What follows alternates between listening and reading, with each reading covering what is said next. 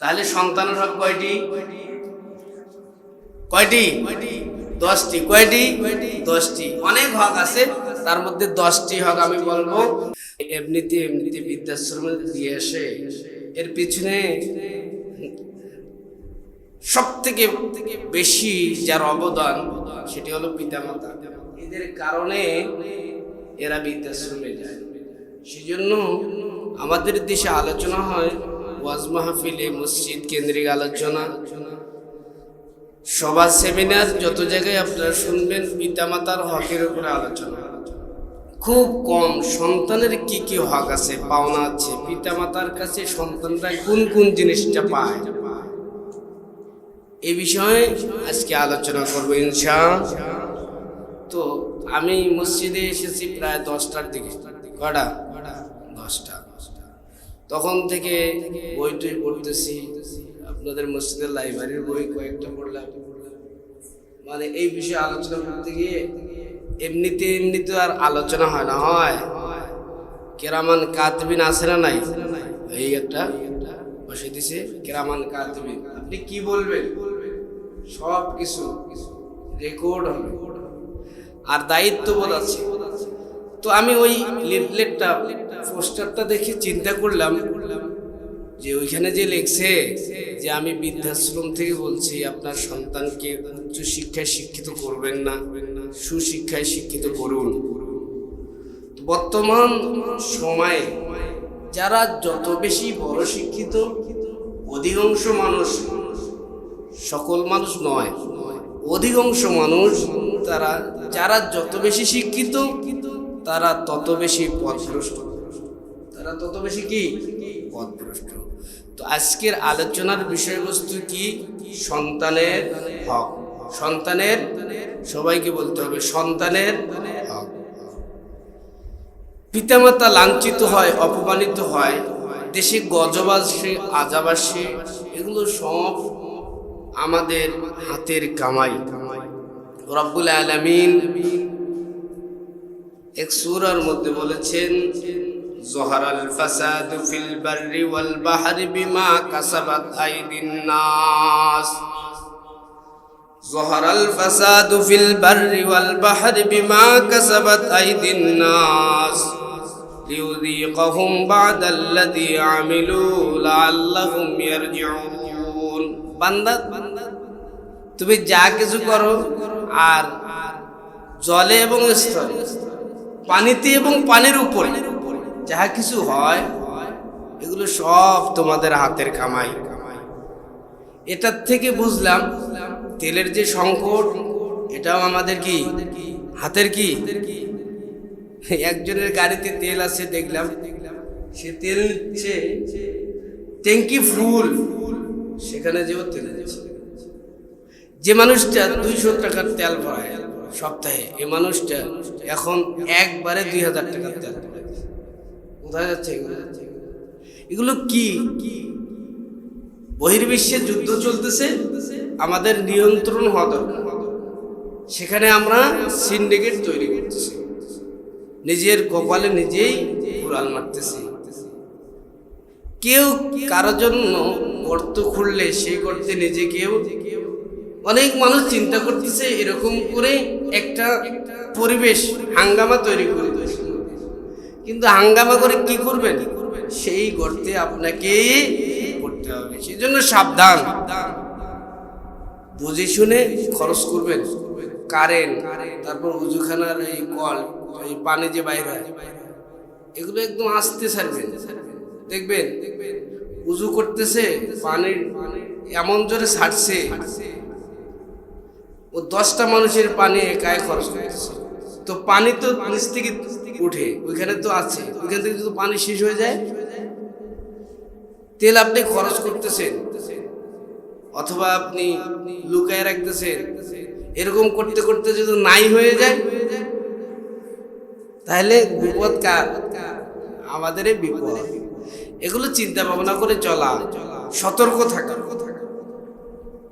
আল্লাহ পাক রব্বুল আলামিন বুঝার তৌফিক দান করুন, সকলে বলুন আমিন। মূল আলোচনা সন্তানের হক। সন্তানের হক এটা অনেক লম্বা সাবজেক্ট। সন্তানের হকের উপর আলোচনা করতে গেলে অনেক সময়ের প্রয়োজন। তো যেগুলো কথা না বললে নয়, সেগুলো কথা আজকে বলবো। সন্তানের অনেকগুলো হক আছে, তার মধ্যে আমি 10টি হকের কথা বলবো। কয়টি? সন্তানের কয়টি হক? 10টি। প্রথম নাম্বার হক, সন্তান দুনিয়াতে আসার আগে, শুধু আসার আগে নয়, অনেক আগে, শুধু অনেক আগে নয়, ছেলে এবং মেয়ের বিবাহের আগে, মা এবং বাবার বিবাহের আগ থেকে সন্তানের হক শুরু হয়। বলুন না সুবহানাল্লাহ। হাদিস শরীফের মধ্যে আল্লাহর নবী বলেন, قال النبي صلى الله عليه وسلم تنكح المرأة لأربعة لمالها ولجمالها ولحسبها ولدينها فاظفر بذات الدين। আল্লাহর নবী বলেন, পৃথিবীর জমিনের মানুষেরা, তোমরা যখন বিবাহ করবা, এই আলোচনা কিন্তু সবার জন্য। মনে মনে চিন্তা করতেছেন যে আমাদের সন্তান টন্তান আর হবে না, এখন আবার এগুলো হওয়া শুনে কি আপনাদের জন্য আছে? আল্লাহর নবী বলেন যে যখন একটা ছেলে আর মেয়ে বিবাহ হবে অথবা বিবাহ করায়া দেবে গার্জিয়ানরা, তখন গার্জিয়ানরা যেন যে বিবাহ করবে সে যেন 4 জিনিস দেখে বিবাহ করে। কয় জিনিস? 4 জিনিস। তুনকাহুল মারআতু লিআরবাআহ লিমালিহা, 1 নম্বর দেখতে হবে ওই যুবক অথবা যুবতীর সম্পদ আছে না নাই, মানে ধনী না গরিব, কি ধনী মাল আছে না নাই। ওয়ালি হাসাবিহা ওয়ালি জামালিহা, দেখতে হবে সে পুরুষটা অথবা মহিলাটা সুন্দর কিনা। 3 নম্বর দেখতে হবে তার বংশ কেমন, তার বংশ কেমন। বংশ চোর বংশ না ডাকাত বংশ, সৈয়দ বংশ না মুঘল বংশ, পাঠান বংশ না ঠিকাদার বংশ, এগুলো দেখতে হবে। ওয়ালি জামালিহা ওয়ালি হাসাবিহা ওয়ালি দীনিহা। 4 নম্বর যে জিনিসটা দেখতে বলছে সেটি হলো সে ওই ছেলেটা অথবা ওই মেয়েটা দিনদার কিনা, তাকওয়াবান কিনা, পরহেজগার কিনা। তারপর আল্লাহর নবী বলেন, ফাজফুর বিযাতিদ্দিন তারিবাত ইয়াদা। ও দুনিয়ার আমার উম্মতের দল, তোমরা 4টি বিষয় লক্ষ্য করবা। লক্ষ্য করার পর দেখবা ওই পুরুষটা অথবা মহিলাটা ধনী নয়, ছেলে অথবা মেয়ে গরিব, কোনো সমস্যা নাই। দেখবা তার বংশটা খুব খারাপ, তবুও কোনো সমস্যা নাই। দেখবা সে একদম কুশ্রী কালো, ছেলে অথবা মেয়ে দুইটাই চেহারা ভালো না, কোনো সমস্যা নাই। এই 3টা দেখার পর যদি ওই মানুষগুলোর উপরে একটা মাত্র গুণ পাও, ফাজফুর বিযাতিদ্দিন, যদি তোমরা দিনদারি পাও, পরহেজগারিতা পাও, ফাজফুর বিযাতিদ্দিন তারিবাত ইয়াদা। আল্লাহ নবী বলেন যদি দিনদারি পেয়ে যাও তাহলে ছেলে আর মেয়েকে বিবাহ করে দাও। সুবহানাল্লাহ। তাহলে সন্তানের 1 নম্বর হক, সন্তানের 1 নম্বর হক, যখন ছেলে অথবা মেয়ের বিবাহ হবে দেখতে হবে মেয়েটা দিনদার কিনা। আমার মা, আমার যে সন্তান আসবে, মেয়েকেও চিন্তা করতে হবে আমার স্বামী দিনদার কিনা, ছেলেকেও চিন্তা করতে হবে আমার স্ত্রী কি দিনদার কিনা। শুধু একদম সুন্দর, একদম সুন্দর কিন্তু দিনদারি নাই, নবী বলছেন ওটা বাদ দাও। ওটা কি? একদম সেই বড় বংশের মেয়ে, একবার বাড়িতে খানা খায় না, রিসোর্টে ছাড়া খায় না, সবসময় হোটেলে খায়। আল্লাহ নবী বললেন ওইটা বাদ দাও, ওটা বাদ। কোটি কোটি টাকার মালিক ছেলে অথবা মেয়ে, নবী বলছেন যদি দিনদারি না থাকে তাহলে কি করো? বাদ দাও। সন্তানের 1 নম্বর হক, পৃথিবীর জমিনের মানুষদেরকে আল্লাহ নবী জানায়া দিলেন, ও আমার উম্মতের দল, তোমরা যখন বিবাহ করবা তখন স্ত্রীটা যেন ভালো হয়। যদি ভালো হয় তাহলে সন্তানও কি হবে। আমি যখন ইফতা ক্লাসে পড়ি, কামিল ফিকা নিয়ে পড়ছি, মানে মুফতি যেটাকে বলে, তখন আমাদের এক ওস্তাদ ছিলেন, তিনি প্রায় ক্লাসে ঢুকে একটা ছন্দ বলতেন, গল্প বলতেন। ক্লাসে তো সবাই আর আল্লাহওয়ালা নয়, মানে যে যেদিকে পারে, আর ওই হুজুর বারবার এসে আমাদেরকে সতর্ক করে। তো 2-1 মাস সতর্ক করার পর ক্লাসে এসে বলে, বাপ ভালো তার ছেলে ভালো, মা ভালো তার জি। ও আর সতর্ক করে না, কি বলে জানেন, বাপ ভালো তার ছেলে ভালো, মা ভালো তার জি, গাই ভালো তার বাছুর ভালো, দুধ ভালো তার ঘি। আমরা তো সবাই তো কিছু না কিছু বুঝি, চুপচাপ কোন ক্লাসে সব শয়তানি হইল কি, আমরা আর ওই ওস্তাদ আসলে আর আমরা এদিক সেদিক তাকাই না, কারণ ওই ছন্দ বললেই বুঝবো, মানে এমন কথায় হাত দিছে, যদি তোমার বাপ আর মা ভালো হয় তাহলে তুমিও ভালো হবে, একদম মূল কথায় হাত দিয়েছে। সেজন্য আপনি আপনার সন্তানকে যখন বিবাহ দিবেন, আপনার বৌমাটা যেন কি হয়, দিনদার, ভালো না কি দেয়ার, পরহেজগার, মুত্তাকি, জাকিয়া, তাকিয়া, এরকম হয়, তাহলে সন্তান ভালো হবে। ওই সন্তান যখন ভালো হবে, তো বাবা আপনাকে বৃদ্ধাশ্রমে যাইতে হবে, আপনার মাথার উপরে তেল মালিশ করবে,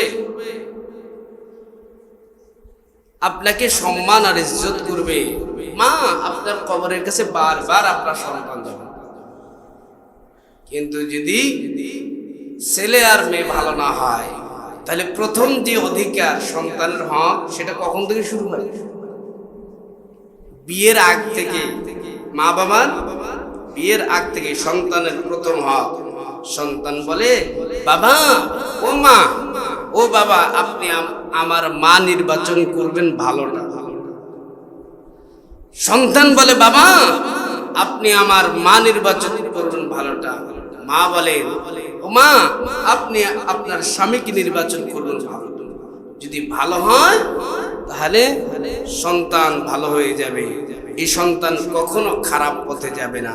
তাহলে বোঝা গেল সন্তানের 1 নম্বর হক শুরু হয় কোন জায়গা থেকে, বিয়ের অনেক আগ থেকে, বিয়ের অনেক আগ থেকে। তাহলে সন্তানের 1 নম্বর হক ভালো মা নির্বাচন করা, ভালো মা নির্বাচন করতে হবে। 2 নম্বর হক, যখন সন্তান হয়ে যাবে, তখন সন্তান হওয়ার আগে, একদম সন্তান পেটে আসছে, পেটে আসার আগে বিবাহ করছে, তখন থেকে ডাক্তারের কাছে যাবে। কোথায় যাবেন? ডাক্তারের কাছে যাবেন।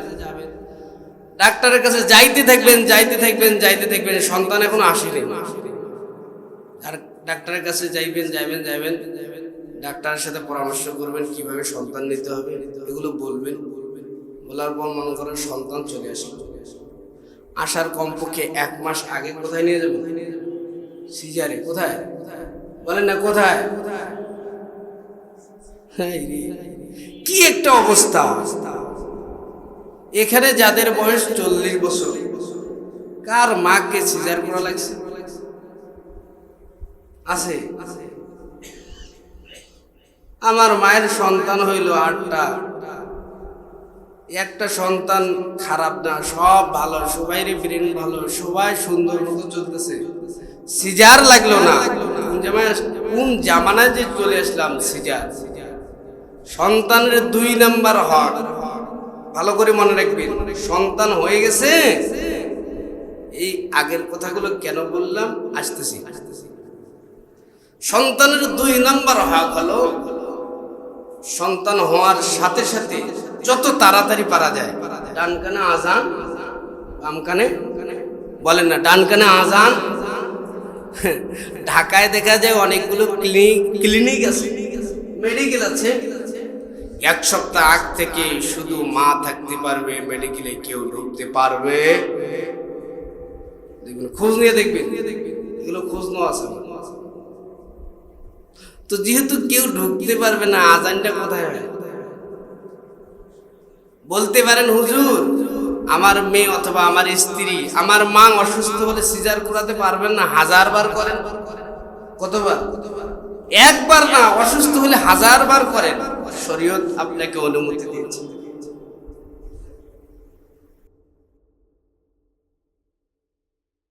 আমার মা, কিন্তু আপনি যে সিজারে আপনার মেয়েকে অথবা আপনার মা অথবা আপনার স্ত্রী গেল, তাদের সাথে কন্ডিশন করেন, যখন আমার বাচ্চাটা আসবে দুনিয়ায়, আমাকে একটু সময় দিতে হবে।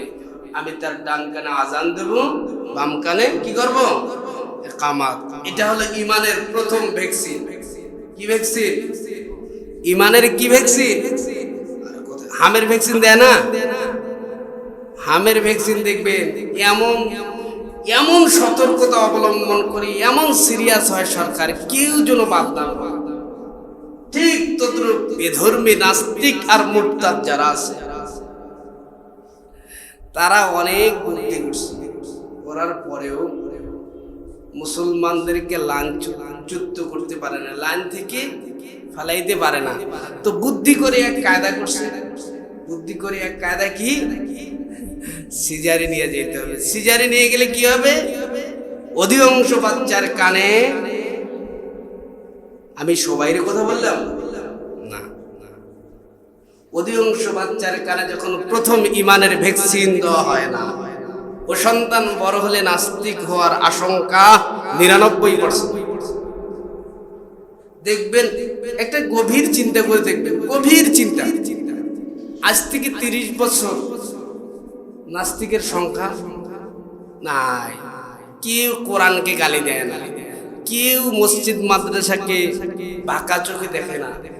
কিন্তু এই 2-4 বছর 10 বছর থেকে দেখবেন এত গালিগালাজ। বুঝে নিতে হবে, ইমানের প্রথম ভ্যাকসিন আজান। এটা অ্যান্টিবায়োটিক ভ্যাকসিন।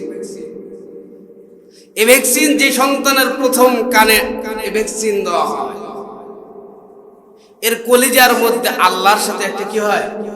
সম্পর্ক। কোনো শব্দ শুনে নাই, প্রথম তার কানে আল্লাহু আকবারের শব্দ দেওয়া হয়, আজান দেওয়া হয়। এই সন্তান কখনো পথচ্যুত হবে না। সেজন্য সতর্ক থাকবেন। সন্তানের 2 নাম্বার হক যদি আপনি আদায় না করেন, তাহলে ওই পিতামাতার হক নষ্ট করলে যেমন সন্তানের উপর গজব আর গজব, তো সন্তানের হক আপনি যদি নষ্ট করেন, তাহলে আপনার উপরেও গজব আর আযাব অনিবার্য। সন্তানের 2 নাম্বার হক, সেটি হলো ডান কানে আজান, বাম কানে ইকামত। কখন দিবেন? মেডিকেলেও যদি হয়, মেডিকেলেও দিয়ে দিবেন। আপনি তাদের সাথে কথা বলবেন। হ্যাঁ, বলতে পারেন হুজুর, ওই জায়গায় তো যখন হয়, তখন তো প্রায় সময় পুরুষ থাকে না কাছে। কেন থাকে না জানেন? যখন অধিকাংশ মেডিকেলে দেখবেন, যখন একটা সিজার করাবে, তখন যারা গার্জিয়ান থাকে তাদের মাথায় এমন একটা পেন ঢুকায় দেওয়া হয় যে আপনার রোগী খুব অসুস্থ, এ লিখবে সে লিখবে। দেখবেন যত রোগী আছে, যত গার্জিয়ান আছে, সব চতুর্দিকে এই সংগ্রহ করতেছে, ওই সংগ্রহ করতেছে। তো সংগ্রহ করতে গিয়ে ওই জায়গায় পুরুষের কি সংকট দেখা যায় অনেক সময়, সব সময় না, অনেক সময় দেখা যায়। যখন অনেক সময় দেখা যায়, মহিলারাও আজান দিতে পারবে, শরীয়ত অনুমতি দিয়েছে। মহিলারাও মানে আজান যেন মিস না হয়, আজান আর ইকামত যেন কখনো কি না হয়, মিস না হয়, এটা সতর্ক থাকবে। ছেলেরও কানে আজান দিতে হবে, মেয়েদের কানেও আজান দেওয়া লাগবে। তাহলে সন্তানের 2 নাম্বার হক কি? আর কথা বলুন কি? কানে, ডান কানে আজান, বাম কানে ইকামত দিতে হবে। সন্তানের 3 নাম্বার হক আকিকা করা লাগে। কি করা? কয় দিনে? বলে না কেন? কয়দিন? আরে এগুলো যদি আপনারা শিখে নেন, মুখস্থ রাখেন, হুজুর আবার কি ওয়াজ করতে চায়? একটা সন্তান ভালো হলে সবাই লাভ। সেজন্য আকিকাটা করবেন 7 দিনে করা সুন্নত। কি সুন্নত? 7 দিনের পরে আকিকা করলে হবে না? হবে, কিন্তু সুন্নত আদায় সবটা কম হবে। আকিকা করবেন যদি আপনার ছেলে সন্তান হয় তাহলে 2টা ছাগল, যদি মেয়ে সন্তান হয় তাহলে কয়টা? এই ছাগলের গোশত, এই ছাগলটা যেন একদম কম দামি ছাগল হয়, এমন ছাগল দিয়ে আকিকা করে। ছাগল নিজেও নড়তে পারে না, চলতে পারে না, এই গোশতগুলি এমন জায়গায় বিতরণ করে। আরে গোশত আপনি নিজে খাইতে পারবেন, এটা কুরবানি যেরকম ছাগল দিয়ে করেন এরকম ছাগল লাগে। যে ছাগল বাজারে মার্কেটে কেউ নেয় না, এই ছাগল দিয়ে আকিকা করে। কি বললো আপনার? আমার আল্লাহ একটা কোটি কোটি টাকার সম্পদ আপনারা দিলেন, এটা মানুষের দাম কত? মানুষ বিক্রি হয়? মানুষের কোনো বাজার আছে যে ওই আপনারা পুরাটাই কড়াই করে নিলাম, আপনার কাটবো, আপনার কিডনিটা এদিকে দেবো, আপনার কলজাটা আলাদা করবো, এরকম বিক্রি হয়নি? তো কোটি কোটি টাকার সম্পদ আপনার ঘরে আমার আল্লাহ দিলেন, বলেন আমার হাবিবের মহব্বতে, আমার শুকরিয়াতা তোমরা একটা কুরবানি করো, আকিকা করো, তোমার সন্তান তার জন্য ভালো থাকে। তো এই কুরবানির পশুটা যেন অবশ্যই কি হয়? ভালো হয়। কুরবানি যেরকম পশু দ্বারা করেন, অনেক মানুষ বলে আকিকার গোশত নিজে খাওয়া যাবে না, না খাই না, সমস্যা নেই, আকিকা করবে। আর আকিকার দিনে ডাক্তার কর্তৃক যদি কোনো বিধিনিষেধ না থাকে তাহলে মাথাটা কি করে দিবেন? নাড়িয়া করে দিবেন। মাথাটা কি করবেন? এই চুলগুলো যতটুকু ওজন হয় এতটুকু পরিমাণ স্বর্ণ অথবা রূপা সদকা করে দিবেন। সুবহানাল্লাহ বলেন না? ওই এটা আবার কোন জিনিস? এটা মাসআলায় এসেছে, যতটুকু চুল হয় স্বর্ণ অথবা অতটুকু রূপা সদকা করে দেবেন, এটা শরীয়তের মাসআলায় বলা হয়েছে। তাহলে 3 নাম্বার সন্তানের হক কি? আকিকা করতে হবে। কি করতে হবে? আকিকা করতে হবে। 4 নাম্বার যেগুলো বলতেছি, এগুলো যদি আপনি আপনার সন্তানের ব্যাপারে করেন, আপনার সন্তান নাস্তিক হবে না, আপনার সন্তান পথচ্যুত হবে না, আপনাদের সন্তান কখনো আপনাকে গালি দিবে না, আপনার বাবার সাথে খারাপ আচরণ করবে না, আপনাকে কখনো বৃদ্ধাশ্রমে যাইতে হবে। আমার আলোচনার আজকে মূল বিষয় হলো, আমি টার্মিনালে কি দেখছি বলেন তো? একদম ছবি দিচ্ছে, সেই লিফলেট, ছবির মধ্যে ওই বয়স্ক মানুষটা তুলে দিছে, 2 মিনিট দাঁড়ায় ছিল। আনকমন কথা তো এটা। আমার ওয়াজের কমপক্ষে 20টা ওয়াজের মার্কেট হয়ে গেল 2 মিনিটের মাধ্যমে। তাহলে বুঝেন আকিকা করবেন। আকিকা এটা সুন্নত। এটা কি সুন্নত? 4 নম্বর, আপনার সন্তানের একটা সুন্দর নাম রাখবেন। কি নাম? বাবলু। সুন্দর নাম কি বলেন না? সুন্দর নাম কি? আরে বলি না, সুন্দর নাম কি? সবাই বলেন না বাবলু, বলেন না? হিন্দু না মুসলমান? বাবলু নামটা মনে করেন সে কোথায় একটা কারো নাম থাকতে পারে, মন খারাপ করে মনে করেন বাবলু। হিন্দুর নাম নাই, মুসলমানের নাম নাই, কি সুন্দর ভালো নাম। আল্লাহর নবী বলেন, তোমরা যখন পুরুষদের নাম রাখো তখন নবীদের নামের সাথে নাম রেখে মিল করে রাখো। অথবা আল্লাহর কাছে একটি শব্দ বেশি প্রিয়, সেটি হলো আব্দু। কি? আব্দু। তোমরা এই শব্দটা শুরুতে নিয়ে আসো। আব্দুর রহমান, কি? আব্দুল আলিম, আব্দুল গফফার, আব্দুল সত্তার, আব্দুল বাসির, আব্দুল কাদের, এরকম কি কি রাখো হাদিসে আসছে। অথবা তোমাদের সন্তানের নাম রাখো নবীদের নামের সাথে নাম মিল করবে। ইয়াহইয়া, সুলাইমান, দাউদ, ইদ্রিস, ঈসা, মুসা, ইউসুফ, মুহাম্মদ, এগুলো নাম মিল করে রাখেন। আমাদেরকে অনেক মানুষ ফোন করে, হুজুর আমার একটা ছেলে হয়েছে, কি নাম রাখো? এমনিতে ফোন দেয়। আমরা যা বলি এই নাম কিন্তু রাখে না। আমরাও জানি এই নাম রাখবে না। একটা নাম বলে দেয় আব্দুর রহমান রাখেন, কয় রব না। তো আপনার কোটি কোটি মানুষ নামকে আবিষ্কার করা যায়নি? নামের সাথে নামের মিল হইলে কোনো সমস্যা আছে? কোনো সমস্যা নেই। আপনার সন্তানের নাম যদি ভালো রাখেন তাহলে দুনিয়া তো লাভ, আখেরাত তো। এটা সন্তানের হক। মেয়ের নাম রেখেছে তমা। কি তমা? মেয়ের নাম রেখেছে প্রিয়াঙ্কা। কি এটা? আপনারা বলেন কি? ঐশী। মেয়ের নাম রাখবেন সুমাইয়া, খাদিজা, আয়েশা, হাজেরা। এখনো কি এই জামানা আছে? এগুলো নাম চলে? তা সূর্যের আলো নেন কেন? এই নাম চলে না? সূর্যের আলো আপনি নেন কেন? ওই পানি আপনার বাবাও খেয়েছে, আপনার দাদাও খেয়েছে, আপনি খান কেন? পানিটা বাদ দেন না।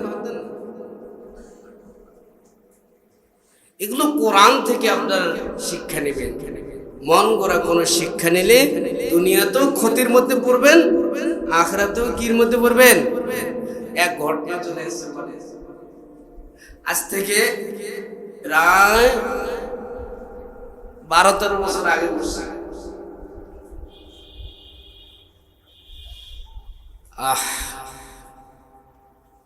আশরাফ আলী থানভী রহমতুল্লাহ আলাইহির কিতাবের মধ্যে ফরমাল তো লেগেজ টেগেজ তুলছে, তোলার পর বলছে, এই গোলাম, তুই তো শুধু ঘুমাইস, তোর তো ঘুম বেশি ঘুমাইস না। আচ্ছা বলেন, গরিবদের কি চোখে এই কথা মানায়? ঘুম বেশি না কম? আর যেখানে সেখানে ঘুম, যেখানে বসে সেখানে ঘুম। অনেক দেখবেন রিস্কের মধ্যে রিস্কা চালক ঘুমাইতেছে, গরিব, কোনো টেনশন নাই, আল্লাহ প্রদত্ত এক নিয়ামত ঘুম। বড় লোকের কিন্তু ঘুম কম না বেশি? আর জোরে বলে না কেন? কম। তো এই গোলাম সফররত অবস্থায় ট্রেন চালু হয়ে গেছে, সে তো এক জায়গায় আর এ আরেক জায়গায়। সে ব্যাগের কাছে ঘুমরত অবস্থায় চলতেছে ট্রেন। তো ট্রেন চালু হওয়ার কিছুক্ষণ পরে আশরাফ আলী থানভী রহমতুল্লাহ আলাইহি লেখেন, মালিকের পাতলা পায়খানা শুরু হয়ে গেছে। কি পায়খানা? যত শক্তিশালী মানুষ হবে, যত ক্ষমতাসীন মানুষ হোক, যদি 10 বার হয়, কয়বার? সব শেষ। যত সুন্দর মানুষ হোক,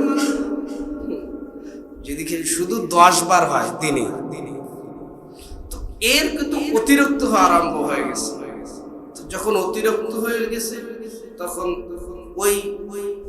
ওই ট্রেনের বগির মানুষগুলো পরামর্শ করছে, একে আর ট্রেনে রাখা যাবে, সামনে স্টেশনে একে কি করতে হবে? নামায় দিতে হবে। তো এর সাথে যে এর গোলাম আছে, ওরা কি জানে? জানে না। সে আরেক পরবর্তী স্টেশনে তাকে নামায় দিছে। যখন নামায় দিছে, নামায় দেওয়ার পর নিজ নিজ সবাই জায়গায় চলে গেছে। ট্রেনের স্টেশনে কয়েকজন কুলি ছিল, তারা ছিলেন অমুসলিম। তারা ছিল কি? অমুসলিম। আর এই মানুষটা মুসলমান কিনা তার কোনো কি নাই, ঠিক নেই, মানে চেহারায় তার কোনো কি নাই, পরিচয় নাই। যখন এক শয়ন করে দিয়েছে, ট্রেন এখানকার ট্রেন সেখানে যাইতেছে, ওই গোলাম ঘুমাইতে ঘুমাইতে ওই জায়গায় যাইতেছে, জায়গা মতো যাবে। সে এই জায়গায় একদম অসুস্থ হয়ে পড়ে আছে। তো হিন্দু কুলি কাছে আসছে, আসার পর তাকে বলতেছে, কি সমস্যা? এমন অসুস্থ কোনো কথা বলতে পারে মালিক 10 বার 15 বার হয়েছে, বুঝেন নাই? বারবার জিজ্ঞাসা করছে কি সমস্যা, কোনো বলে না, মানে জবান দিয়ে কথা আসে না। আশরাফ আলী থানভী রহমতুল্লাহ আলাইহি লেখেন, ওই হিন্দু কুলির মনে মনে নিয়ত করছে, যদি লোকটা আমাদের ধর্মের হয় তাহলে তাকে সাহায্য করব, তাহলে তাকে কি করব, তার খেদমত করব, সাহায্য করব। যদি আমাদের ধর্মের না হয় তাহলে আর করব না। হাদিস শরীফের মধ্যে আছে মুসলমানদের জন্য এই আইন নয়। মুসলমান যারা হবে, যদি কোনো মানুষ সমস্যার মধ্যে পড়ে তাহলে কি করবে, হিন্দু হোক, খ্রিস্টান হোক, বৌদ্ধ হোক, তার সহযোগিতা করা সুন্নতে রাসূলুল্লাহ সাল্লাল্লাহু আলাইহি ওয়াসাল্লাম। রাসূল বলছেন তুমি সহযোগিতা। তো সে গিয়ে বারবার বলে কি সমস্যা, বলতে পারে না। এক সময় বলতেছে এই তোমার নাম কি, সে বলতে পারে না। একবার আস্তে করে কানের কাছে, মুখের কাছে কান নিয়ে গেছে, বলো তোমার নাম কি? কয় আমার নাম আব্দুর রহমান। আমার নাম কি? সে আর সহযোগিতা করবে? লাতাজিদান্না শাদ্দান নাসি আদাওয়াতাল লিল্লাযীনা আমানুল ইয়াহুদা ওয়াল্লাযীনা আশরাকু। আল্লাহ রাব্বুল আলামিন বলেন, হে মুসলমান, তোমাদের চিরন্তন শত্রু হলো ইহুদি এবং মুশরিক। ইহুদি এবং কে? আল্লাহ বলেন কোরআনের মধ্যে, যারা মুশরিক তারা মুসলমানের কি শত্রু। ইহুদি যারা মুসলমানের কি শত্রু। সে আর সহযোগিতা করে নাই, কেউ না। স্টেশন ফাঁকা। স্টেশন যখন ফাঁকা, কিছুক্ষণ পর এই মানুষটা কি করছে, মারা গেছে। কেউ যেহেতু নাই, কি হইবে, উঠতে পারে না, চলতে পারে, মারা গেছে, সাখরাত হয়ে গেছে। যখন মারা গেছে, আশরাফ আলী থানভী রহমতুল্লাহ আলাইহি বলেন, তখন হিন্দুরা চলে এসেছে, একে চিতায় পুঁততে হবে। কোথায়? কারণ এর তো কোনো পরিচয় নেই, আছে, একে চিতায় পুঁততে হবে। মুসলমানরা চলে এসেছে, একে আমরা নিয়ে যাব। দুইটা দলে ভাগ হয়ে গেছে। মুসলমানরা বলতেছে এটা আমাদের পক্ষের মানুষ, এটা মুসলমান। অমুসলিমরা বলতেছে এটা আমাদের পক্ষের মানুষ, এটা হলো অমুসলিম। দুই দলে টানাটানি লেগেছে। আমি বুঝাইতে চাচ্ছি, যদি ভালো নাম রাখা হয়, দুনিয়া তো লাভ, আখিরাত তো লাভ। আশরাফ আলী থানভী রহমতুল্লাহ আলাইহি বলেন, হিন্দু অধ্যুষিত এলাকায় ওই স্টেশন ছিল, মানুষগুলো দলে দলে, হিন্দুদের জোর তখন বেশি ছিল। ওই মানুষটাকে নিয়ে হিন্দুরা চিতায় নিয়ে যাচ্ছে। এমন সময় ওই কুলি চলে এসছে, কিরে কি খবর, এটা কার লাশ? কই চিনি না, এটা কার লাশ? আমরা জানি না তার পরিচয়, অপরিচিত মানুষ, তারে কোনোদিন দেখি নাই, কিন্তু আমাদের স্টেশনে মরে আছে। সে জামানায় ফেসবুক, ল্যাপটপ, ইন্টারনেটের জামানাও ছিল না। ওই কুলি ডাক দেয়া কয়, ওই মানুষটাকে আমারে একটু দেখায় দাও। ওই নামা হয়েছে, চিতা থেকে নামানো হয়েছে। নামানোর পর ওই হিন্দু কুলি ডাক দেয়া কয়, মুসলমানরা কি বলে? ওই মুসলমানরা দাবি করছে এটা কি তার ধর্মের মানুষ। ওই মুসলমানরা যা বলেছে এটাই সত্যি। এ কুলি, তুমি কিভাবে বলতে সত্যি? কয় স্টেশনে সে ছিল আর আমি ছিলাম, সে তখন মারাও যায় নাই, আমি তার উপকার করার জন্য তার কাছে গিয়েছিলাম। বারবার জিজ্ঞাসা করেছি কি উপকার করব, সে কোনো কথা বলে নাই। আমি এক সময় তারে বলেছি তোমার নাম কি? সে বলেছে তেনার নাম ছিল নাকি আব্দুর রহমান। তোমরাই বলো তো, আব্দুর রহমান কোন হিন্দু মানুষের নাম আছে নাকি? কয় না না না, অমুসলিমদের নাম তো আব্দুর রহমান হতে পারে না। তাহলে তোমরা কেন তার চিতায় পুরবা? দাও, নামের বরকতে তারে ছেড়ে দাও, মুসলমানদের হাতে দিয়ে দাও। আমি বুঝাইতে চাই, নামটা যদি সুন্দর না রাখেন, নামটা যদি খারাপ রাখেন, এই নামের প্রভাব তার ওই কর্মের উপরে চলে যায়। এই নামের জন্য আল্লাহর নবী বলেছেন, তোমরা যখন নবীদের নামের সাথে নাম মিল রাখবা, তোমরা যখন আমার কুদরতি নাম, আমার গায়বী নাম, আমার পরিচিতি নামের সাথে নাম রেখে যদি তোমরা নাম রাখো, কাল কিয়ামতের ময়দানে এমনও হতে পারে দুনিয়াতে যেহেতু মুক্তি পেয়ে যায়, আখিরাতে রব্বুল আলামিন নামের বরকতে মুক্তি দিতে পারেন কিনা? অবশ্যই পারে। সেজন্য সন্তানের 4 নম্বর হক কি নাম? ভালো নাম। আবুল তাবুল নাম রাখা যাবে না। কোরআন সুন্নাহ যে নামকে সাপোর্ট করে এরকম নাম রাখা লাগবে। যদি এরকম নাম রাখি তাহলে কিন্তু সন্তানের কাছে ধরা কি, তাহলে ধরা খাইতে হবে। আপনার সন্তানের নাম একদম যাক 2-3 দিন যাক হওয়ার সাথে সাথে বাবার নামের প্রথম অক্ষর কি, মায়ের নামের প্রথম অক্ষর কি, কি হচ্ছে? প্রথম অক্ষর দিয়ে কি হবে? প্রথম অক্ষরের সাথে অক্ষর মিল করে নাম রাখতে হবে। কি বললো আপনারে? কে আপনারে বুদ্ধি দিল? এগুলো বাদ দেন। 4 নম্বর সন্তানের হক যদি আপনি আদায় না করেন, আর এই সন্তান যদি নামের ওসিলায় কোথাও ধরা খায়, আপনাকে ধরা খায়। নাম রাখছে খোকা। কি নাম? মুসলমানের নাম খোকা। কি হয়েছে? কেমনে রাখলেন আপনি? কে বলল? এরকম নাম রাখবেন না। নবীদের নামের সাথে নাম রাখেন, আল্লাহর নামের সাথে নাম মিল করে প্রথম শব্দ লাগাইবেন আব্দুল। কি? আব্দুল কাহার, আব্দুল জব্বার, আব্দুল কাদের, আব্দুল গফুর, এরকম নাম রাখুন। তাহলে সন্তানের হক কয়টি?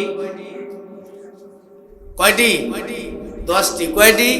10টি। অনেক হক আছে, তার মধ্যে 10টি হক আমি বলবো। তার মধ্যে আজকে কয়টি বললাম? 1 নম্বর হক, ভালো মা, ভালো বাবা নির্বাচন করবে। ভালো মা নির্বাচন করতে হবে। এই পর্যন্ত আলোচনা করতেছিলাম। তো আজকে 5 নম্বর হক থেকে আলোচনা করব। 5 নম্বর হকটা হলো সন্তানের 5 নম্বর হক হলো সন্তানকে মায়ের বুকের দুধ খাওয়ানো। সন্তানকে মায়ের বুকের দুধ খাওয়ানো। এই বিষয়ে মা এবং বাবা দুইজনকে খেয়াল রাখতে হবে। সন্তান যেন মায়ের বুকের দুধ পান করে। এখন দেখবেন অনেক জায়গায়, বিভিন্ন দেশে, বিভিন্ন গ্রামে মারা সন্তানদেরকে দুধ খাওয়ায়। কি খাওয়ায় বলেন তো? বোতলের দুধ খাওয়ায়। তো বোতলের দুধ যখন খাওয়ায়, বড় হয়ে সে বোতল খায়। বড় হয়ে কি খায়? বোতল খায়। সেজন্য সন্তানকে যদি কোনো মা দুধ না খাওয়ায়, তাহলে সেই মা গুনাহগার হয়ে, সে বাবা যদি এই বিষয়টার দিকে খেয়াল না করে, সে বাবা গুনাহগার হয়ে যাবে। কারণ সন্তানদের জন্য রব্বুল আলামিন মায়ের স্তনের মধ্যে, মায়ের বুকের মধ্যে সন্তানের রিজিকের ব্যবস্থা করছেন। এই রিজিকের মধ্যে অনেক মেডিসিন আছে, খাবার আছে, অনেক কিছু। এখন মারা নিজের স্তনকে সুন্দর রাখার জন্য সন্তানদেরকে দুধ খাওয়ায় না। পক্ষান্তরে কি হয়? সন্তানের স্তনের সৌন্দর্য রক্ষা করার জন্য যখন সন্তানকে দুধ খাওয়ায় না, এক পর্যায়ে দেখবেন এই মায়ের স্তনের মধ্যে দুধ না খাওয়ানোর কারণে এই স্তনের মধ্যে ক্যান্সার হয়। কি হয়? ক্যান্সার হয়। দুধ যখন খাওয়ায় না, দেখবেন বর্তমান জামানায় স্তনের ক্যান্সারটা বেড়ে গেছে। আর হাদিসের মধ্যে এসেছে, যখন মা তার সন্তানকে দুধ খাওয়ায়, যতবার দুধ খাওয়াবে ততবার মোহাব্বত বাড়তে থাকবে। কিন্তু আমরা তা খাওয়াই না। কতদিন খাওয়াইতে হবে? আল্লাহ পাক রব্বুল আলামিন স্পষ্ট কোরআনের আয়াতের মধ্যে বলতেছেন, ওয়াল ওয়ালিদাতু ইউরদিউনা আওলাদাহুন্না হাওলাইনি কামিলাইন লিমান আরাদা আন ইউতিম্মার রাদাআহ ওয়া আলাল মাউলুদি লাহু রিজকুহু রিজকুহুন্না ওয়া কিসওয়াতুহুন্না বিল মা'রুফ। যখন তোমাদের বাড়িতে সন্তান চলে আসে, রব্বুল আলামিন যখন তোমাদেরকে সন্তান দান করে, ও মা, তুমি তোমার সন্তানকে কমপক্ষে 2 বছর তোমার স্তনের দুধ খাওয়াও। এটা আমি দিয়েছি, এই গোডাউনে মাল আমি দিয়েছি, তুমি তার সঠিকভাবে তোমার সন্তানের মাঝে বিতরণ করো, খাওয়াও। খাওয়াইলে তোমার সন্তান শক্তিশালী সন্তান হবে, তোমার সন্তান সুসন্তান হবে, তোমার সন্তানের সাথে তোমার একটা ভালো সম্পর্ক স্থাপন হবে। তাহলে 5 নম্বর হকটা কি? সন্তানকে মায়ের বুকের দুধ খাওয়াইতে হবে। 6 নম্বর, অনেক লম্বা আলোচনা। 6 নম্বর হক, সন্তানকে প্রথম রবের শিক্ষা দিতে হবে। কিসের শিক্ষা বলেন না? কিসের শিক্ষা? আপনি তারপর যা বানান, কোনো সমস্যা নেই, প্রথম যে শিক্ষাটা হবে সেই শিক্ষাটা যেন অবশ্যই অবশ্যই রবের শিক্ষা। এখন দেখবেন অনেক কিন্ডারগার্টেন স্কুল, একটা 5 বছরের বাচ্চার কাঁধের উপরে 12টা বই দিছে। কয়টা বই? কিন্তু কোরআনের শিক্ষা ওইখানে আছে, তা ওইটা দিলে কি হইতো? সমস্যাটা কি? এতগুলো বই একটা ছোট বাচ্চাকে এমনি ঠেলাইয়া এমনি অনেক কিছু করাইয়া পড়াইতেছে, কিন্তু ওইখানে রবের শিক্ষা নাই। রবের শিক্ষা প্রথমে বাধ্যতামূলক।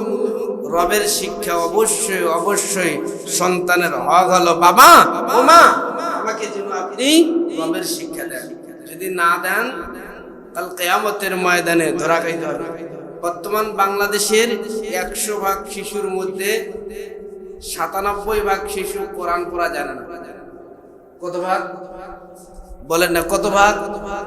এ নিয়ে গার্জিয়ানের, বাবা মার কোনো চিন্তায় নেই, আগ্রহ নেই। আমার সন্তান যে কোরআন পড়তে জানে না, এ নিয়ে কোনো চিন্তা নাই।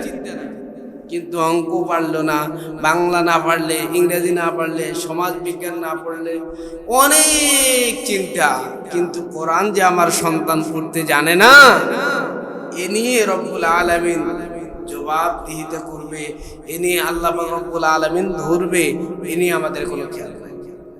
সেজন্য 6 নম্বর সন্তানের হক হলো, প্রথম আপনার সন্তান হয়েছে, দুধ পান করা শেষ, তারপরে আপনার সন্তানকে আপনাকে অবশ্যই প্রথম শিক্ষাটা রবের শিক্ষা দিতে হবে। যদি রবের শিক্ষা না দেন, তাহলে আপনাকে তো বৃদ্ধাশ্রমে যাইতে হবে। রবের শিক্ষা না দিলে আপনার উপর তো টর্চার চলবেই। কেন আপনি রবের শিক্ষা দিবেন? কি কারণ? দেখবেন ম্যাক্সিমাম মানুষ কোরআন পড়তে জানে না। পক্ষান্তরে একটা মানুষ ডাক্তার হয় নাই, ইঞ্জিনিয়ার হয় নাই, প্রফেসর হয় নাই, বড় শিক্ষিত হয় নাই, আল্লাহ পাক রব্বুল আলামিন কি ধরবে যে তুমি ডাক্তার হও নাই কেন, তুমি ইঞ্জিনিয়ার কেন হও নাই, তুমি বড় খতিব কেন হও নাই, তুমি বড় হুজুর কেন হও নাই? এটা ধরবে? কি জন্য ধরবে? তুমি কোরআন পড়তে জানো না কেন? এই সময় আপনি কি জবাব দিবেন? আপনার সন্তান যদি কোরআন পড়তে না জানে, তাহলে আপনি ধরা খাবেন। কারণ কোরআন নিজেই বলতেছে, ক্বালার রাসূল ইয়া রাব্বি ইন্না কওমি ইত্তাখাযু হাযাল কুরআনা মাহজুরা। ক্বালার রাসূল ইয়া রাব্বি ইন্না কওমি ইত্তাখাযু হাযাল কুরআনা মাহজুরা।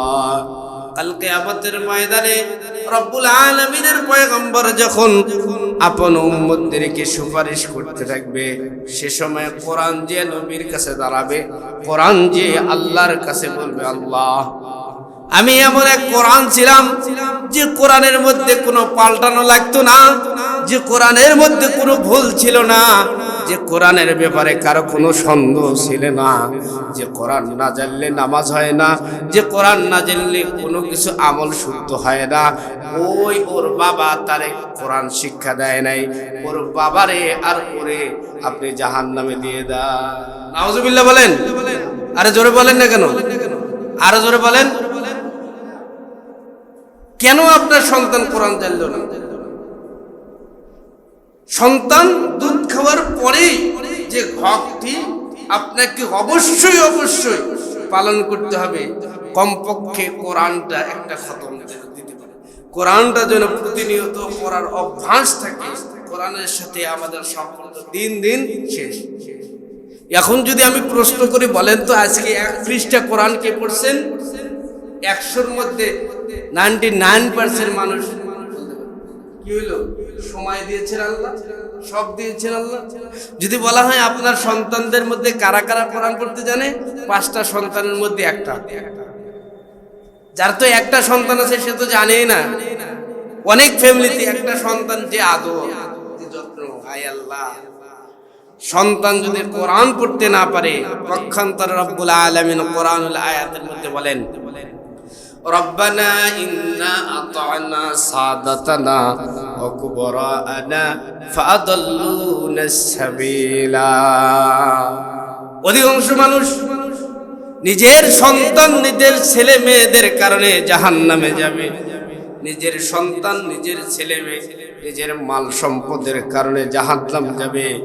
এই আয়াতের তাফসীরের মধ্যে মুফাসসিরিন ইকরাম লেখেন, যেই ব্যক্তিরা সন্তানদের কারণে জাহান্নামে যাবে তার মধ্যে একমাত্র প্রথম নাম্বার কারণ হলো সন্তানদেরকে প্রথম শিক্ষাটা কোরআনের শিক্ষা, রবের শিক্ষা না দেওয়ার কারণে অধিকাংশ পিতামাতা আল্লাহর জাহান্নামে যাবে। এটা বিষয় আপনাকে খেয়াল রাখতেই হবে। আপনার সন্তান 7 বছর বয়স, অনেক বই পড়তে পারে, অনেক কিছু পড়তে পারে, কোরআন পড়তে জানে না। আপনি খেয়াল রাখবেন আপনার সন্তান যেন কোরআনটা পড়তে পারে, রিভাইজ দিতে পারে। আপনি মারা গেলে আপনার সন্তান যেন আপনার জানাজা পড়াইতে পারে। সুবহানাল্লাহ বলেন। জানাজার নামাজ পড়ায়, হুজুর ডাকে। কেন হুজুর ডাকতে হবে? আপনার ছেলে আছে না? জানাজার নামাজ পড়ানোর জন্য শর্ত বড় হুজুর লাগায় এরকম নয়। জানাজার নামাজ পড়ানোর জন্য শর্ত হলো নিজের পরিবার থেকে যদি কেউ পড়ায় এটা ভালো হয়। এটা কি হয়? ভালো হয়। আর এই সন্তান, আপনার সন্তান বাংলা শিক্ষায় শিক্ষিত, সে কি পড়াইতে পারবে না? অবশ্যই পারবে। তার কোরআনের শিক্ষা যদি থাকে অতটুকু, যতটুকু শিক্ষা থাকলে নামাজ পড়াইতে পারে, ততটুকু শিক্ষা থাকলে সে জানাজার নামাজ পড়াইতে পারবে। যদি ছেলে তার পিতামাতার জানাজার নামাজ পড়ায়, এটা ভালো হবে না খারাপ হবে? অবশ্যই ভালো হবে। আমরা অনেক জায়গায় জানাজার নামাজ পড়াই, গুরুত্ব থাকে না।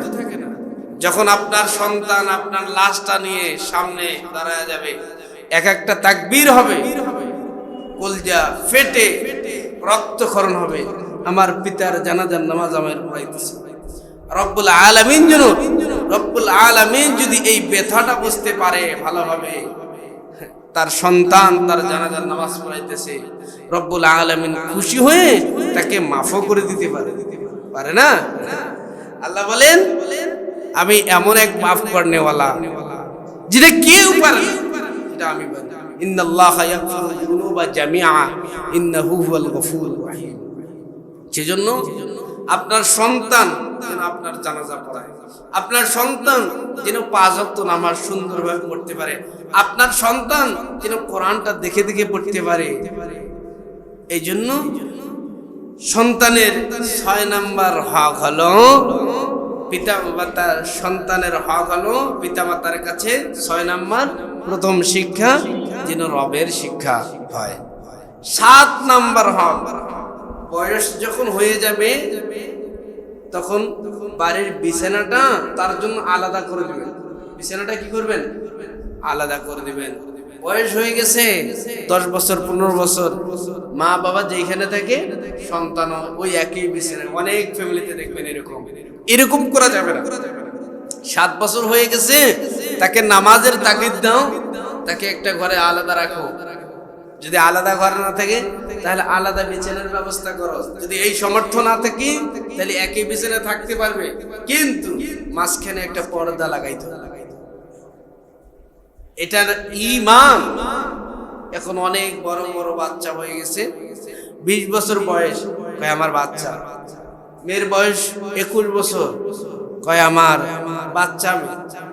বাচ্চা মেয়ে দিক দিয়ে সব কিছু জানে, কিন্তু পিতামাতার কাছে পিতামাতা চিন্তাও করে না আমার ছেলে মেয়ে বড় হয়ে গেছে। সেজন্য আল্লাহ নবী বলেন, যখন তোমাদের ছেলে মেয়ে বড় হয়ে যায় তখন তোমরা বিছানা আলাদা করে দাও, এটা সন্তানের হক। দুই সন্তান এক জায়গায় থাকতে পারবে না, দুইটা ভাই, মনে করেন দুই ভাই, এই দুই ভাই এক খাটের মধ্যে এক কম্বলের নিচে একসাথে শোয়াও শরীয়ত নিষেধ করেছে, পারবে না। দুই বোন একসাথে থাকতে পারবে না, আলাদা আলাদা থাকতে হবে, আলাদা খেতা বালিশ, আলাদা বেড হইলে আরো ভালো। এদিকে আমাদের কি খেয়াল রাখা, এটা হলো সন্তানের 7 নম্বর হক। অবশ্যই অবশ্যই আপনারা খেয়াল করবেন, 7 বছর যখন বয়স হয়ে যাবে তখন নামাজের তাগিদ দিবেন 1 নম্বরে, 2 নম্বরে বিছানাটা একটু আলাদা করে দিবেন। একদিনে তো হয় না, আস্তে আস্তে আস্তে আস্তে তাকে আলাদা করে দিবেন। কারণ আপনি একসাথে আছেন, আপনার বড় ছেলে, আপনার বড় মেয়ে, আপনার স্বামী আছে, কখন ইমানের অঙ্গগুলো ছুটে যায়, কখন কোন জিনিস দেখে ফেলে এটা তো বলা যায় না। সেজন্য ইমান দাবি হলো আপনার বড় ছেলে মেয়েকে আলাদা করে দেওয়া। এটা কয় নম্বর হক? সন্তানের 7 নম্বর হক হলো সন্তান যখন বড় হয়ে যাবে তাদেরকে বিছানা থেকে আলাদা করে দেওয়া। 8 নম্বর হক হলো সন্তানদের সাথে সমানভাবে ইনসাফ করা। কিভাবে? ছোট ছেলে তো, তার সাথে আমি থাকবো, আমরা দুই বুড়া বুড়ি, নিজেকে বুড়া বুড়ি বলে বলে আমরা দুই বুড়া বুড়ি, একে 30 শতক জমি বেশি দিলাম। কয় শতক? কে বলছি আপনারা?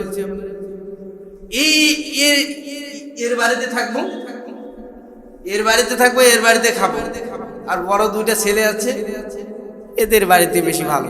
আপনি তো ইনসাফকার হন। আল্লাহ নবী বলেন, এক সাহাবী কাপড় কিনতে যাচ্ছে। কোন জায়গায় যাইতেছে? কাপড় কেনার জন্য বাজারে যাইতেছে।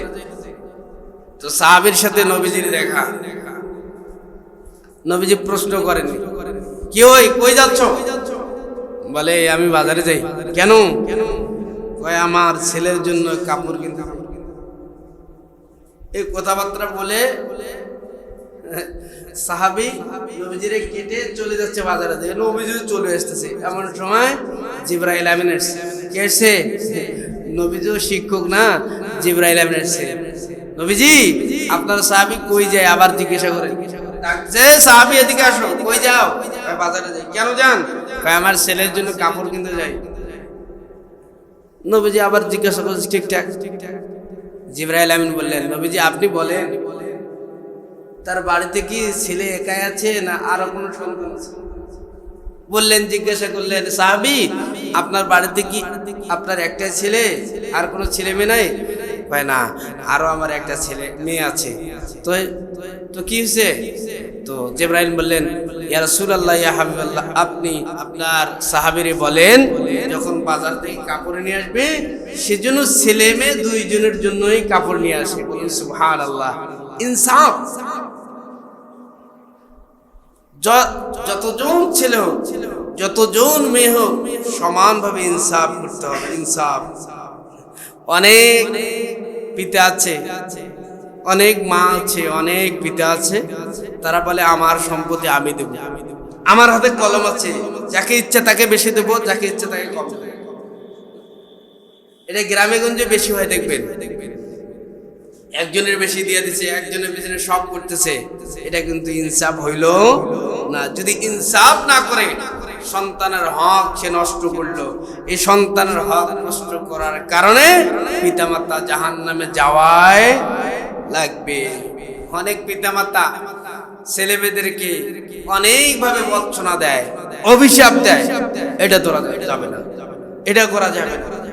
সন্তানদেরকে বুঝাইতে হবে, সকল সন্তানদেরকে একইভাবে দেখতে হবে, একইভাবে বিচার করতে হবে। বিচারের মধ্যে যেন কোন রকম দুর্নীতি, কোন রকম ইনসাফের খেলাফ না হয়। আল্লাহ নবীর কাছে এক বিচার আসলো, নবীজি ইনসাফ শিক্ষা দিয়েছেন।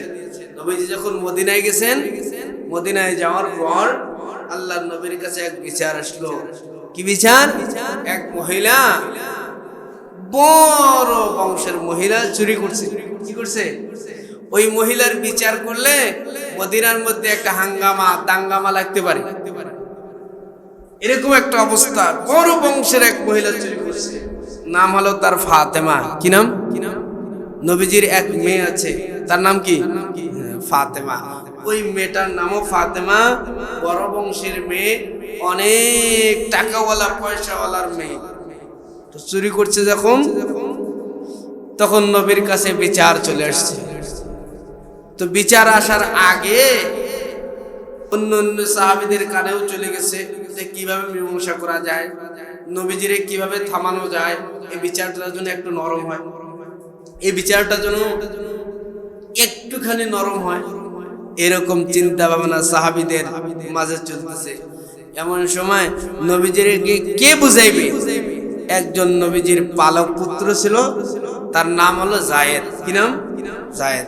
জায়েদের একজন ছেলে ছিল, পুত্র ছিল, তার নাম হলো ওসামা। কি নাম? ওসামা। এই ওসামারে ডাকতেছে, ওসামা আসো। আসছে, বড় বড় সাহাবী ডাকছে, আসছে হযরত সিদ্দিক আকবর, অনেক বড় বড় সাহাবী। ওসামারে ডাক দিয়ে কইছে, তোমারে তো আল্লাহর নবী অনেক বেশি ভালোবাসে, তোমারে একটা প্রস্তাব দেই, তুমি রাসূলকে গিয়ে বুঝাবা। কই কি প্রস্তাব? গিয়ে বলবা যে ওই বড় বংশের এক মেয়ে চুরি করছে, তার বিচারটা যেন একটু নরম হয়, হালকা হয়।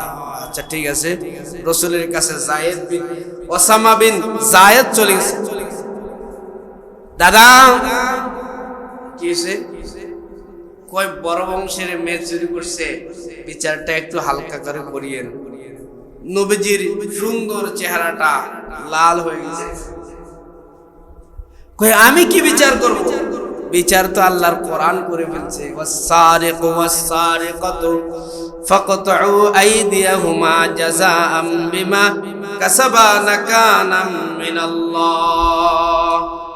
والسارق والسارقة فاقطعوا أيديهما جزاء بما كسبا نكالا من الله। এ ওয়াসামা, তোমারে কে পাঠাইছে? কয় ইয়া রাসূলুল্লাহ, ইয়া হাবিবাল্লাহ, আপনার বড় বড় সাহাবী আমারে পাঠাইছে। কয় কি প্রস্তাব দিছে? কয় বড় বংশের মহিলা চুরি করছে, টাকাওয়ালা পয়সাওয়ালা মহিলা চুরি করছে, যদি তার সঠিক বিচার করেন তাহলে এই মদিনার মধ্যে একটা হাঙ্গামা লাগতে পারে। ইয়া রাসূলুল্লাহ, ইয়া হাবিবাল্লাহ, আপনি একটু বিচারটা নরম করে করবেন। আপনার বড় বড় সাহাবীরা এই প্রস্তাব দিয়েছে। ওসামারে আল্লাহর নবী জবাব দিয়েছেন, ও ওসামা, এই জায়গায় যদি ওই ফাতেমা না হয়ে আমার মেয়ে ফাতেমা হইতো, আমি কোরআনটা খুলতাম, আর কোরআনের বিধান যদি টাকাওয়ালা পয়সাওয়ালা ধনী মানুষ চুরি করে, ভালোভাবে বুঝবেন এই কথাটা, টাকাওয়ালা পয়সাওয়ালা ধনী মানুষ চুরি করে, শিক্ষিত মানুষ চুরি করে, কোরআনের বিধান হলো চুরি করলে হাত কেটে দিতে হবে। সুবহানাল্লাহ। সেই বিধানটাই আমি ফলো করতাম। এই জায়গায় কোন ফাতেমা কোন বংশের মেয়ে এটা দেখার কোনো সুযোগ নাই। আল্লাহর কোরআন বলছে চুরি করলে হাত কেটে দিতে হবে। এই ইনসাফ আল্লাহর নবী মদিনায় করেছেন। সুবহানাল্লাহ বলেন। আমরা বাড়িতেও ইনসাফ করি না, নিজের সন্তানদের সাথেও ইনসাফ করি না। এর আগে একটা কথা বলছি, টাকাওয়ালা পয়সাওয়ালা শিক্ষিত মানুষ যদি চুরি করে তাহলে কি করতে হবে? আর একজন মানুষ কিছুই নাই, সে যদি চুরি করে খাইতে পারে না, তাহলে কি? মনে করেন খাবার নাই পেটে, জুতা চুরি করছে। কি চুরি করছে? জুতা। লাউ চুরি করছে, খাবার নাই। এর বিধান আলাদা। আপনি একটা টাকাওয়ালার হাত কাটেন না, সব ঠিক হয়ে যায়। এখন আমরা ছোট ছোট চোরের বিচার করি, কিন্তু বড় চোর এক কলমের খোঁচায়, এক টেন্ডারে হাজার হাজার কোটি টাকা শেষ করে দেয়, তাদের কোনো বিচার। এর দিকে খেয়াল রাখতে হবে। ইনসাফ আগে বাড়িতে কায়েম করুন। আপনার ছেলে আছে, মেয়ে আছে, আপনার ছেলে মেয়ে কতটুকু সম্পদ পায়, এই সম্পদ হিসাব করবেন। আপনার ছেলে কতটুকু পাবে। আপনি যদি ইনসাফ না করেন ছেলে মেয়েদের মাঝে, আপনি কিন্তু সন্তানের হক আদায় করেন নাই। আপনি বুঝে নেন, আপনাকে জাহান্নাম যাওয়াই লাগবে। অনেক পিতামাতা আছে হজ করতে যাওয়ার আগে বলে ছেলেদের সকল ছেলেদেরকে ভাগ করে দেয়, মেয়েদেরকে কিছু দেয় না, কয় দোয়া দিলাম। কি দিলাম? কি দোয়া? দোয়ার দোকান দিছে। কি দিছে? দোয়ার দোকান। কে বলছে আপনারা দোয়া দিতে? সম্পদ, আপনার আদর স্নেহ, এটা তো মনের বিষয়, কারো দিকে তো একটু বেশি থাকবে। এটা বিষয় ভিন্ন, যেটা দেখা যায় সেটা যদি কোনো ক্রমে সন্তানদের সাথে ইনসাফের খেলাল কোন ইবাদত লাগতেছে কি আপনাদেরকে? কথাগুলো যে বলতে লাগতেছে, লাগলে কোনো করা, মুরব্বীরা খেয়াল রাখবেন, এ ভুল করিয়েন না। পিতামাতা সাবধান, জান্নাত কিন্তু ছেলে খেলা নয়, সহজ নয়। এই জান্নাত অনেক ফ্যামিলিতে পিতামাতা শুধু এক সন্তানের দিকে তাকায়। বাড়িতে 3 জন ছেলে 4 জন ছেলে আছে, শুধু এক সন্তান। এ কি করতেছে, কি খাইতেছে, কি না খাইতেছে, ওর বউ কিভাবে চলতেছে, এটাই শুধু দেখে। আর বাকি যে 3 জন ছেলে আছে এর দিকে কোনো খেয়াল নাই। আত্মীয় আসছে, কালকে একটা বিচার শুনলাম, ছেলে বাইরে থাকে, তো ছেলের শ্বশুর এসছে। কে আসছে? তো ছেলের শ্বশুর, ছেলের বাবার কি হয়? বিয়ে হয়। তো ছেলের বাবা ফোন দিছে ছেলেকে, এই বাড়িতে তো তোর আত্মীয় এসছে। কার আত্মীয়? তোর শ্বশুর এসছে, এখন কি করবি কর। ছেলে আমারে ফোন দিয়ে কয়, হুজুর আপনি দেখেন আপনার যে বিচারটা দিছি, আপনি এখন আমার বাড়িতে যান, গেলেই আপনি দেখবেন আমি কেন বাড়িতে যাই। তোর শ্বশুর আসছে বাড়িতে, তুই কি করবি কর।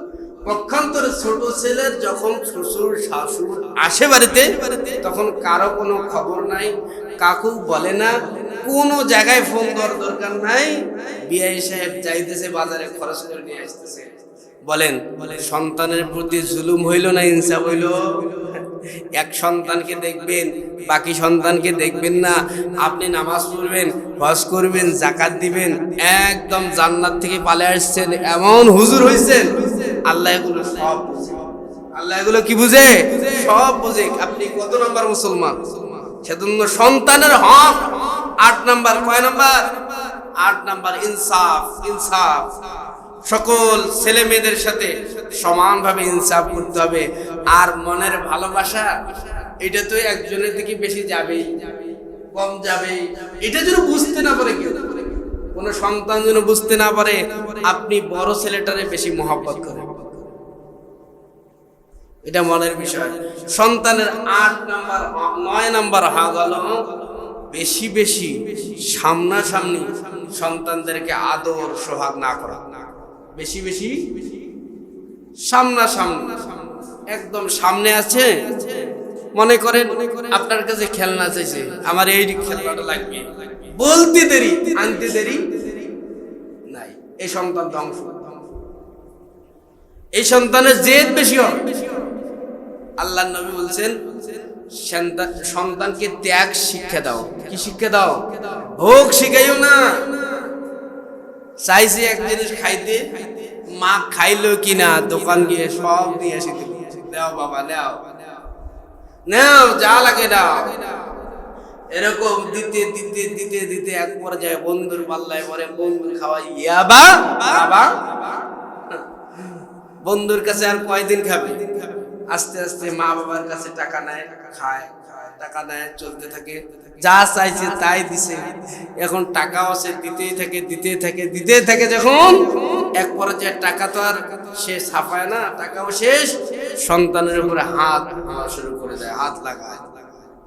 সেই জন্য অতিরঞ্জিত সামনাসামনি সন্তানদেরকে বেশি ভালোবাসা যাবে। এটা হলো সন্তানের কয় নাম্বার হক? 9 নাম্বার হক। এটা খেয়াল রাখতে হবে। সন্তান কি চাইলো? সন্তানদেরকে একটু কষ্ট শিক্ষা দেন। ওয়াস্তাঈনু বিস-সাবরি ওয়াস-সালাহ, ইয়া আইয়ুহাল্লাযীনা আমানু ইসতাঈনু বিস-সাবর রব্বুল আলামিন বলেন, ও দুনিয়ার মানুষেরা, তোমরা তোমার ছেলে মেয়েদেরকে সবর শিক্ষা দাও। কি শিক্ষা?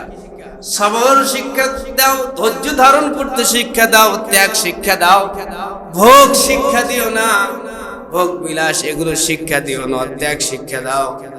আপনার সন্তান গাড়ি চেয়েছে, আপনি দিয়ে দিয়েছেন সঙ্গে সঙ্গে। বাড়ি চেয়েছে, বাড়িটাও দিয়ে দিয়েছেন। এরকম যেটাই চেয়েছে সেটাই দিয়েছেন।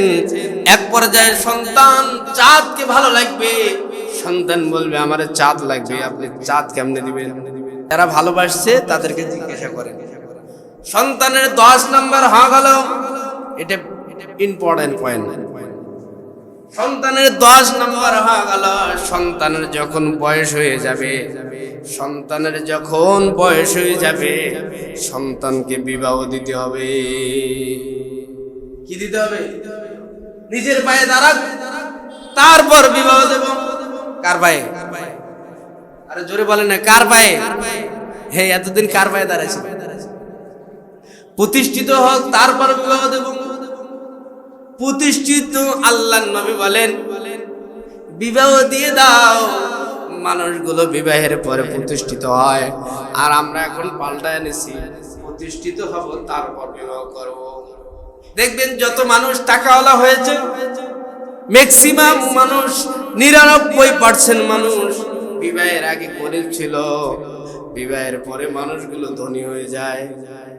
কারণ আল্লাহর নবীর হাদিসের মধ্যে এসেছে, যখন একটা নারী আর একটা পুরুষ, ভালো নারী আর ভালো পুরুষের বিবাহ হয়ে যায়, তখন রব্বুল আলামিন বিবাহের খাতিরে মহান আহকামুল হাকিমিন রব্বুল আলামিন রহমতের 1000 দরজা ওই স্বামী আর স্ত্রীর জন্য উন্মুক্ত করে দেয়। সুবহানাল্লাহ। এখন আমরা কি করি? কয় প্রতিষ্ঠিত হোক, নিজের পায়ে দাঁড়ান। কে বলছে আপনার? ছেলে যত জেনা করবে, মেয়ে যত জেনা করবে, ছেলে যত অন্যায় করবে, মেয়ে যত অন্যায় করবে, এই গুনার ভার আপনার কাঁধের উপর চলে আসবে। এখন বলতে পারেন, হুজুর বয়স কখন কখন বিবাহ দিতে হবে, কখন বয়স হলে বিবাহ দিতে হবে? আল্লাহর নবী মেয়েদের ক্ষেত্রে বলেন, যখন তার অসুস্থ হওয়া আরম্ভ হয়ে যাবে, অসুস্থ হওয়ার পর থেকে আপনি বিবাহ দিতে পারবেন। অসুস্থ হয়ে গেছে, সুস্থ হয়েছে, আপনি বিবাহ দিতে পারবেন, জায়েজ আছে। ছেলের যখন যৌন চাহিদা চলে আসছে, আপনি বিবাহ দেন না, এদিক সেদিক ছোটাছুটি করে। আল্লাহর নবী বলেন, যখন তার বিবাহের প্রয়োজন, বিবাহ দিয়ে দাও। এখানে কোনো বয়স ঠিক করা নাই। 19 বছর বয়স, 25 বছর হওয়া লাগবে, 45 বছর হওয়া লাগবে। কি বলছে আপনার? আচ্ছা, প্রতিষ্ঠিত লেখাপড়া করতেই তো লাগে 30 বছর কমপক্ষে। এ প্রতিষ্ঠিত হবে কবে? এর বিবাহ করবে কবে? এ যদি 40-45 বছর বয়সে বিবাহ দেয় পিতা মাতা, এর বাচ্চা হইতে 50 বছর, স্কুলে নিয়ে যাবে কখন? এর ছেলে মেয়ে কখন শিক্ষিত হবে? আচ্ছা বলেন, এগুলো বুঝার আলোচনা। আপনি বিবাহ দিয়ে দেন আপনার সন্তানকে, আপনি গুনাহ থেকে ফারে, আর রিজিকের ব্যবস্থা তো করবে আল্লাহ। হুজুর আপনি বলছেন আমার ছেলে মেয়েরে বিয়ে দিয়ে দিছি, ছেলেকে বিয়ে দিয়ে দিয়েছি, এমন এক দাজ্জাল বউ নিয়ে আসছি। আপনি যে বলছেন 1000 রহমতের দরজা খুলবে, 1000 তো গজবের দরজা খুলছে। সেজন্য বৌমাকে যখন নিয়ে আসবেন, আপনার ছেলেটা যেন অবশ্যই দাড়িওয়ালা হয়। কিওয়ালা হয়? দাড়িওয়ালা হয়। দাড়িওয়ালা যখন হবে, দাড়িওয়ালাকে যেমন তেমন খারাপ মেয়েরা পছন্দ করে না, আল্লাহওয়ালা মেয়েরা দাড়িওয়ালাকে পছন্দ করে। ওই দাড়িওয়ালা মেয়ে যখন আপনার বাড়িতে আসবে, অবশ্যই অবশ্যই দাড়িওয়ালাকে পছন্দ করে যখন আপনার বৌমা আপনার বাড়িতে আসবে, অবশ্যই অবশ্যই মহান রব্বুল আলামিন 1000 রহমতের দরজা খুলে দিবে। সুবহানাল্লাহ। যে মেয়ে দাড়িকে ভালোবাসে না, সে মেয়ে আল্লাহকে কিভাবে ভালোবাসে? একটু মাথার লাগান না আপনি। সেজন্য তো গজব বাড়তেছে। বিবাহ করছে, প্রেম কি করছে? অনেক কথাবার্তা বলছে, এই দেবো সে দেবো, আমার বাড়িতে এই আছে সে আছে, তোমার যা চাইতে সব পূরণ করবো, সব মিথ্যা, সব কি? আরে প্রেম করার আমরা না করলে এগুলো তো জানি ভাই, এগুলো আমাদেরকে বারবার বলে। আমরা যদি শুনতে চাই, আমি যদি এই জায়গায় 2-1 সপ্তাহ থাকি, এই জায়গায় একটা মজমা লাগাইতে পারবো যুবকদের। আমাদের কাছে ছেলেমেয়েরা আসে তো বলে তো গল্প কাহিনী, এগুলো আমরা জানি তো। বিবাহের আগে সব মিথ্যা, কেন খাও নাই, এই সেই, এই দিয়ে খাইছি ওই দিয়ে খাইছি, এগুলো সব মিথ্যা।